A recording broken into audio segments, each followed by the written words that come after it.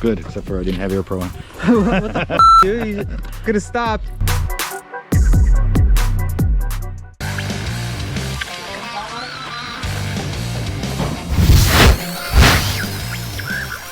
You guys are hot! Welcome back to the channel. I know it's been a while since I've made a video. It's been a busy couple months. It's almost impossible to get anything done when your kids are around during summer break. So finally got the kids out of the house for a couple hours, so I figured I'd shoot this video that I've been promising to do for you guys and girls. And it's my summer EDC setup.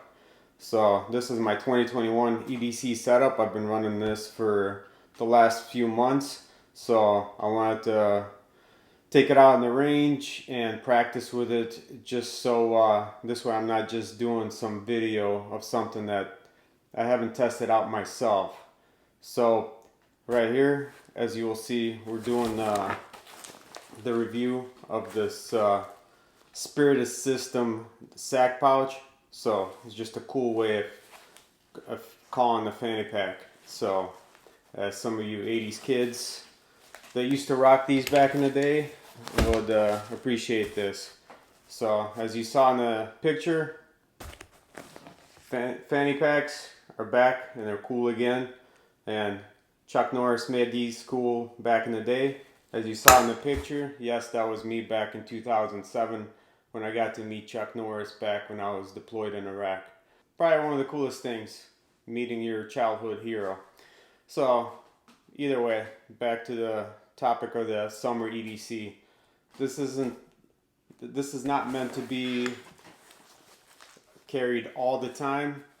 I only use this when I don't have a belt. Like I wear MMA shorts or like the swimming trunk type of shorts if I'm out on the beach with the kids and I can't carry a concealed weapon, or even if you can't carry a weapon, just to put your wallet, keys and stuff like that. It's just easier to keep it all in one place.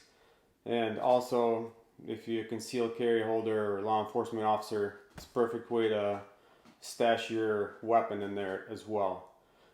So we'll go over the different setups that I do. I'll show you the setup that I do for when I'm in the US and when I'm traveling overseas. So here we go. Alright, so here's, you'll see is the pouch. The first thing that probably pops is this tourniquet, and it's just held by the two bungees that go through the loops in here. I like to keep it this way because just an easy access to it. Yeah, I know what are the chances that I'll have to use a tourniquet, but you just never know, because I'm not even talking about gunfights or anything like that. Worst case scenario, you get in a car accident, or you come across a car accident, or just any type of critical incident and you got to stop a bleeding. And tourniquet, practice with these a lot, so I feel pretty confident with it. And you just never know where you're going to need it, as I'll show you in the video that my buddy came across an accident. He had to treat a kid. So then here is just, you got the front pouch here, just carrying band-aids. You never know, especially you people with the kids, you always need band-aids because they're always falling and scraping their knees and whatnot. Another thing, just my fishing license, because I wear this thing a lot when I'm fishing. It's just an easy way to keep everything together. Alright, and on the main pouch. So here's my setup that I usually have. So first thing is my dangle wallet. As you'll see in my previous video, I did a full review of this. I'm still using this. Still enjoying this wallet. Then second thing that really pops here is my sidearm.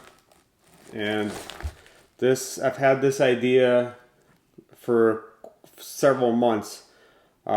Before, I don't like having a loose gun in here, and it's hard to find a holster that would work for here. And the pouch comes with a Velcro hook system, and it's on both sides. So I've been trying to come up with an idea of how to keep a gun secure inside this pouch. Spiritus did a video on this surprisingly about a week or two ago, where they had the trigger clip that you can clip in here, and when you draw it pops off. That's an easy solution. But for example, if I'm gonna take this on a bike ride, or if I have to run, or for some reason I don't like to have a loose gun in there, so this is a perfect way to keep the retention in there. Plus, once you put if you put a gun in there and it's loose right here, it just starts to sag.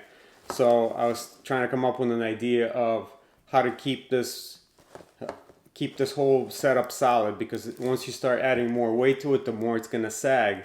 So I've developed this holster, and I had one of my SWAT buddies build this for me, and this is the perfect setup. As you saw in the video, when drawing this thing is not a problem at all. Tested it out in the range, and the draws are pretty quick and pretty smooth. You just have to practice with this. And funny thing is, somebody mentioned that I got stock Glock sights on here. And to that I'll say, if you can't hit anything with stock sights, then you probably don't need to waste your money on anything else. And I just didn't feel like I needed to upgrade my sights on this, because this is not my full-time carry. Because, you know, everybody likes Gucci gear and likes to spend all kinds of money and look cool with it. Hey, I got cool stuff too. As you see, my Glock 19 belt, and you know, everybody likes fancy shiny guns, but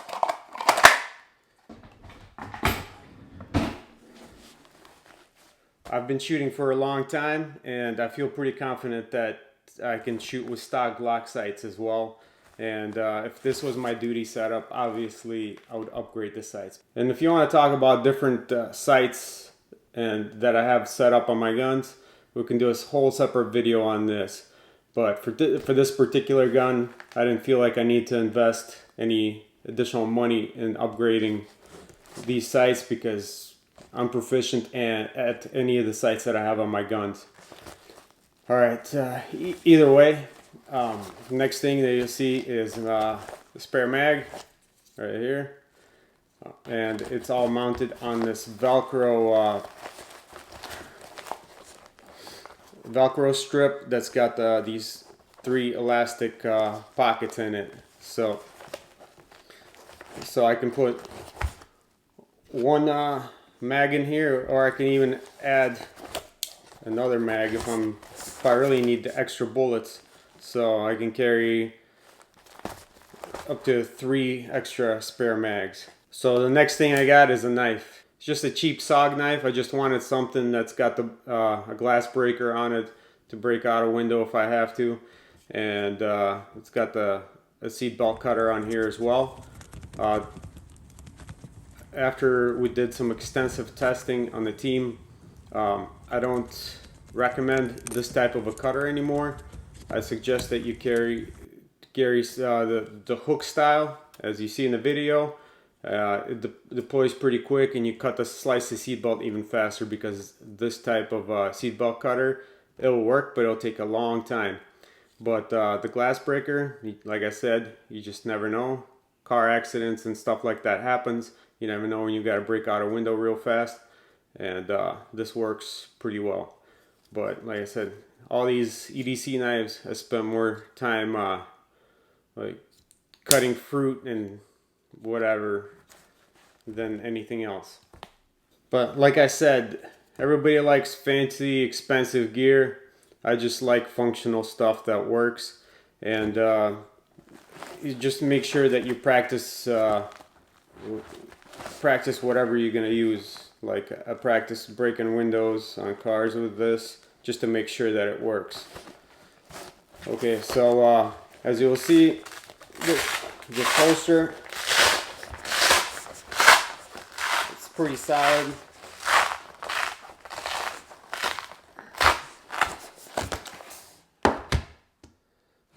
you go. And it's got the 2 screws here for the added retention if you needed it. Okay, now I'll go over the setup that I would have if I was to travel abroad, because you can't carry weapons or guns when you travel overseas most of the time. So obviously I wouldn't be bringing my gun. So usually I'll throw something in like an Israeli bandage. I know this thing is huge, takes up a lot of space, but you just never know when you're gonna need it. Like I always think worst case scenario, it's better to have it and not need it, because we go to a lot of tropical destinations and you just never know. Worst case, shark attack or whatever, you need to stop the bleeding. So between the tourniquet and the Israeli bandage, you can pretty much manage any type of a bleed that you have. And even give you an example. Last time we went to Costa Rica, and of course you'll have tourists that claim they know how to do, like ride a 4-wheeler, for example, even though they'll never ridden a 4-wheeler in their life.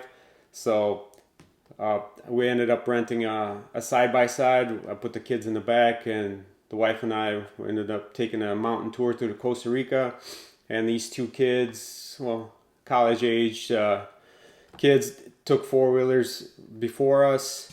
We started our tour, and about 10 minutes into the tour on this gravel road, we come across one of the kids rolled over on the 4-wheeler. So the kid hit a bump, ended up going over the handlebars. The 4-wheeler ended up rolling on top of him. So we ended up stopping, and I had to assist with the injuries, because I deal with this at work all the time. So to me it wasn't a huge deal, but the kid was freaking out because he's in a different country and he was actually pretty seriously hurt. But for example, if he ended up cutting himself real bad in that incident, I had all the necessary medical equipment to treat him if I had to. So you just never know. Things happen, and it's better to have this type of stuff. So I'll also have my knife, like I told you before. You just never know when you're gonna need it. And I'll also bring a multi-tool. I've had this thing since 2006. I've had this overseas with me, and you know, any military people can vouch for these, because I mean you always need a multi-tool. And this thing's got everything that you need and don't need. So yeah, so this thing you could pretty much do anything with a multi-tool. Even take apart a coconut. I've done that before.